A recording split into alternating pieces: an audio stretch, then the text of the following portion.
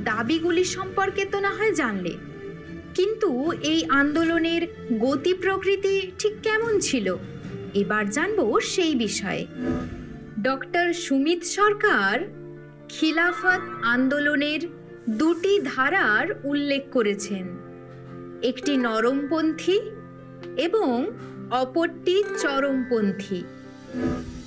প্রথমটি সংগঠিত করেন বোম্বাইয়ের সমৃদ্ধশালী ব্যবসায়ীরা এবং দ্বিতীয় ধারাটির সংগঠক ছিলেন নিম্ন মধ্য শ্রেণীর সাংবাদিক ও উলেমারা।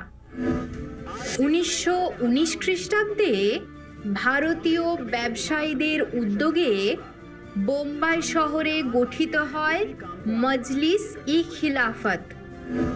আবার ওই একই বছরে লখনৌতে গঠিত হয় নিখিল ভারত খিলাফত কমিটি। 1919 খ্রিস্টাব্দের 17ই অক্টোবর দেশ জুড়ে উদযাপিত হয় খিলাফত দিবস। গান্ধীজিও এই আন্দোলনকে হিন্দু মুসলিম ঐক্যের সুবর্ণ সুযোগ হিসেবে গ্রহণ করে নেমে পড়েন নেতৃত্বদানে। হিন্দু মুসলিম ঐক্য দ্বারা জাতীয় আন্দোলন গড়ে তোলার লক্ষ্যে তিনি খিলাফত আন্দোলনের সমর্থনে সমগ্র ভারতবাসীকে এগিয়ে আসতে আহ্বান জানান এবং সেই উদ্দেশ্যেই গান্ধীজি ইয়ং ইন্ডিয়া পত্রিকায় লেখেন, মুসলমানকে যদি আমার ভাই বলে মনে করি তাহলে তার বিপদ হলে এবং ন্যায় তার দিকে থাকলে তাকে প্রাণপণে সাহায্য করাই আমার কর্তব্য।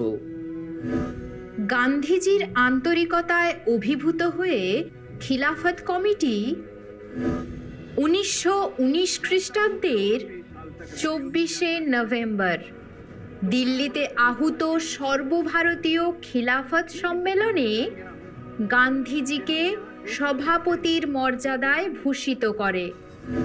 এমতো পরিস্থিতিতে 15ই মে 1920 খ্রিস্টাব্দে সেভারের চুক্তির শর্তগুলি প্রকাশিত হয়, যে চুক্তিতে তুরস্ককে বিচ্ছিন্ন করার পাশাপাশি অবমাননা করা হয় খলিফার মর্যাদাকেও।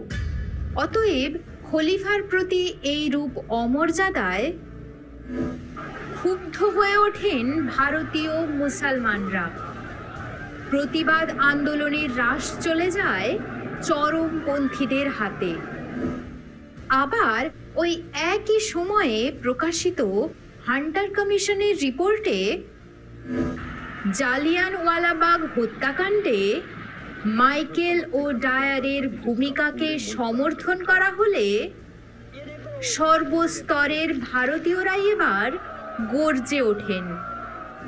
চরমপন্থী খিলাফতি নেতা মোহাম্মদ আলী শওকত আলী এ সময় কারাবাস থেকে মুক্তি পেয়ে দেশব্যাপী হরতালের ডাক দেন এবং গান্ধীজির আহ্বানে তারা ডাক দেন অসহযোগ আন্দোলনেরও।